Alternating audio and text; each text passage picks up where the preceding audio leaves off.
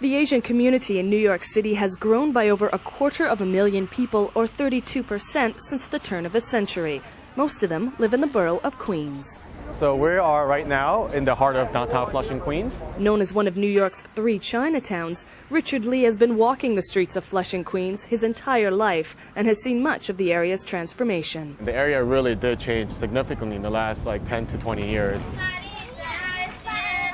Well, if you look on the street we're walking on right now, it's mostly Chinese supermarkets, small businesses, and pharmacies. So there's definitely been a huge change of businesses that are coming into Flushing right now, and really creating a foothold in the community here.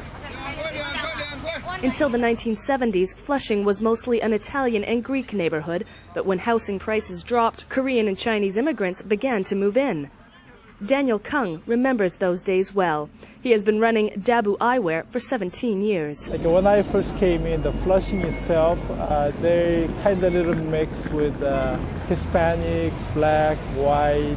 Right now, I would say on Main Street, there's about 90% is occupied by the Chinese people, and I think there's more to come. More are coming and moving into new areas. While the Asian population in Queens grew by 31%, the New York borough of Brooklyn saw an increase of 41%.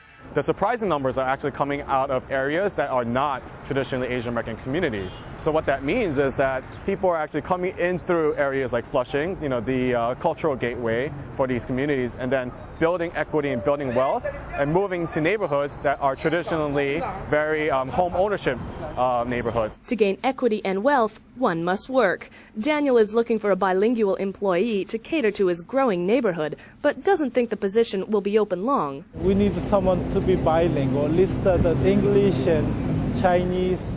Finding people like that is not that hard in this community. Asian Americans now represent 14% of the population in New York City, so that's about 1.1 million people.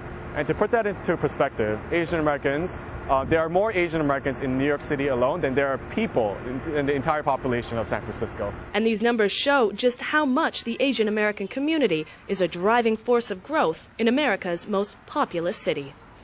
For centuries, New York City has been a magnet for people from all over the world. However, this latest census shows that the influx is greatly of those from Asian countries. The New York City area is changing in fundamental ways. Over the next few decades, it will need more services directed at Asians and Asian families, which will transform everything from the education system to the transit system. Natalie Carney reporting for CCTV in New York City.